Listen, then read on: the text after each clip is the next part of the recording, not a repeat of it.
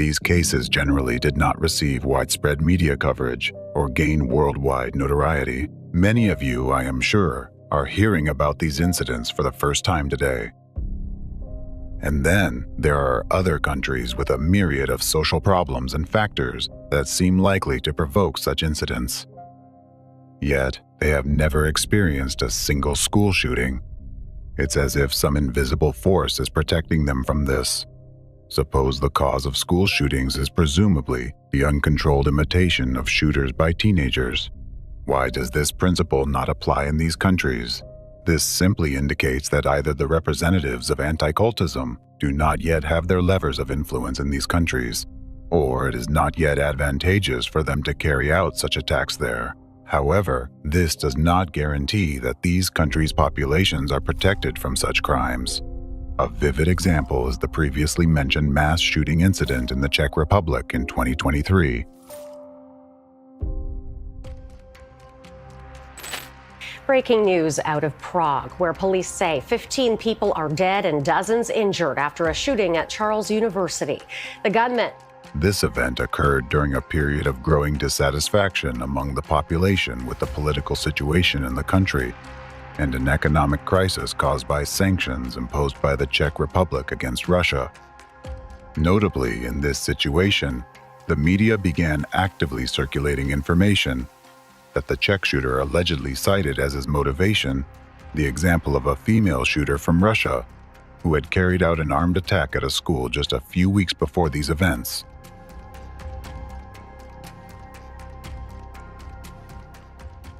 Such a confluence of circumstances suggests that the attack in the Czech Republic was not coincidentally carried out at this particular time, nor was the reference to Russia as the inspiration for the crime accidental.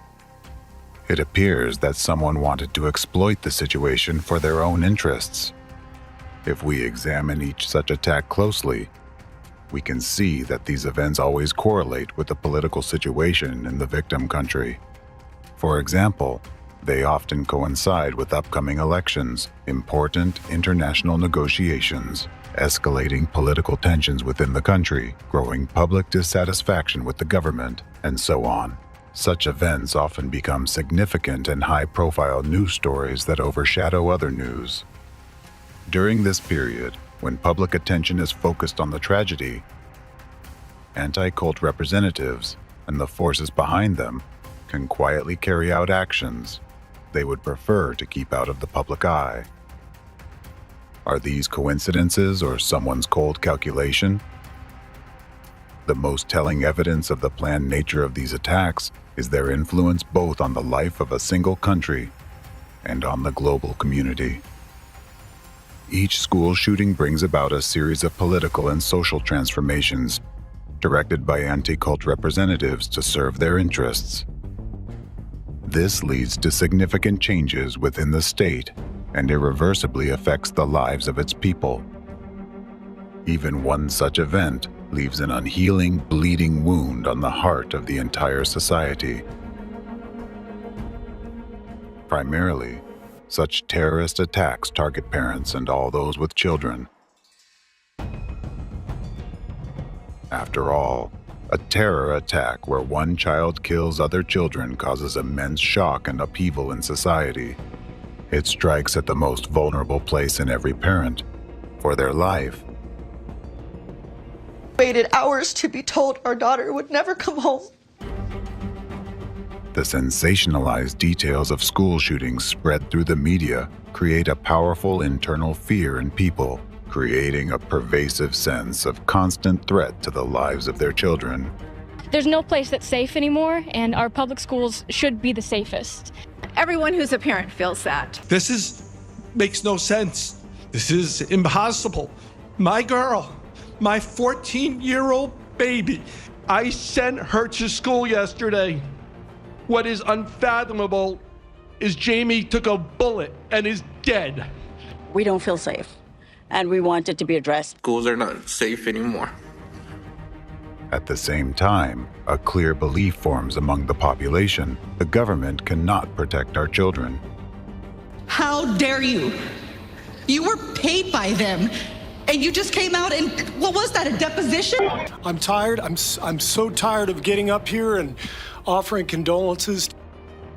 Therefore, with each new incident, distrust and dissatisfaction with the authorities will only increase. This is America.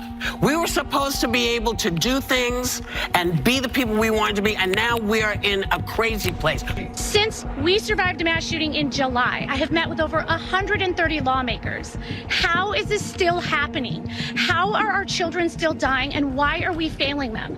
How do we allow a gunman to come into our children's school? How do they get through security? What security is there? There's no metal detectors. The gunman, a crazy person, just walks right into the school, knocks down the window of my child's door, and starts shooting her. In the eyes of frightened parents, the authorities are guilty of failing to ensure their children's safety. They are guilty of allowing their children to live in a state that is rotting from within, where their child could become a victim at any moment or even turn into a perpetrator. This subconscious understanding causes feelings of apathy, hopelessness, and hatred towards the current authorities, skillfully inflamed by anti-cult representatives.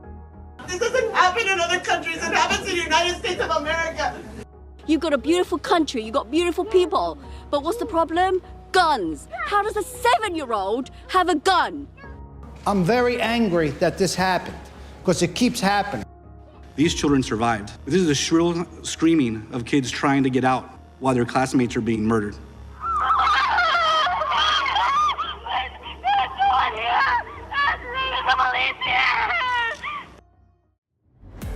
The phenomenon is that people are artificially instilled with hatred towards any authority in general. Conditions are created that show people that no matter who they elect or place in power, nothing changes.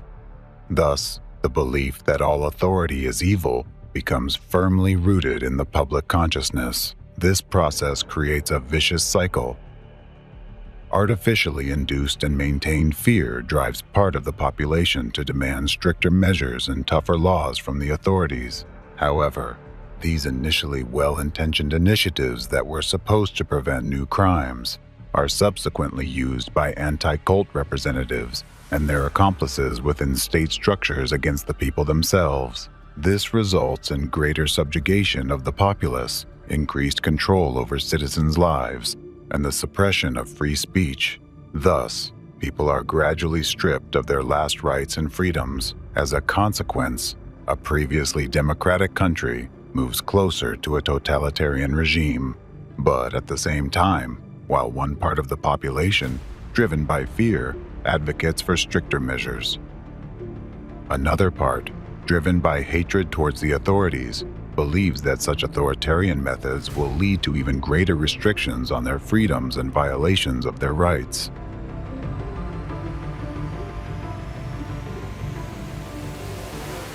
Students, parents, and activists gathered outside Tennessee State's Capitol to protest gun violence. The government would just do something to keep people from getting guns they don't need. It's unnecessary. To change who is in government. Wrong-headed leaders who prioritize guns over children. My gun sits right here on my side and doesn't jump out and shoot anybody. Gun violence! In a school that allows teachers to carry guns? You think more guns lead to more death? The main point in this situation is that anti-cult representatives, through precise and sophisticated manipulations, artificially destabilize and divide society. This causes a split into two opposing camps. Thus, a large mass of people forms who hate the authorities and hate each other. What will this lead to? Unrest, protests, and confrontation. All of this collectively puts the country on the brink of civil war. And this is precisely the final point to which global anti-cultism and the hidden shadow force behind it are currently leading America. This is why mass shootings in schools occur so frequently in the United States. This process is planned and controlled. It is part of the enemy's strategy aimed at destroying democracy, first in the US, and then throughout the world. It is a complex but highly effective scheme carried out by global anti-cult representatives right before the world's eyes, yet unnoticed by anyone. It's worth adding that despite the apparent chaos in the spread of news about these incidents or narratives glorifying the shooters, anti-cult representatives carefully ensure that the information tainted with their manipulative virus is delivered precisely and in measured doses. This is to prevent school attacks from becoming too widespread. Excessive numbers of such crimes would diminish their impact, and each subsequent incident would no longer provoke such a strong societal reaction. People are capable of becoming accustomed to anything, even such horrific events. If school shootings happen too frequently, society will eventually adapt. While these events will still induce fear, the constant internal anxiety and worry will diminish. People will remain cautious, but not much more. On the other hand, measured instances of crime open people's minds to the implantation of negatively acting images that go straight into the subconscious, which most people today cannot defend against. Statistics are stubborn things, and they speak for themselves. These attacks' periodicity and growth trends clearly point to the hidden organizers behind this phenomenon.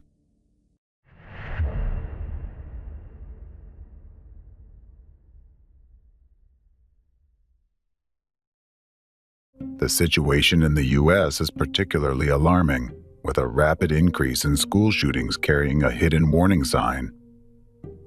Initially, anti-cult representatives provoked isolated incidents of school shootings, which had a massive impact not only on America, but on the entire world. School shooting, school shooting, school shooting, high school shooting,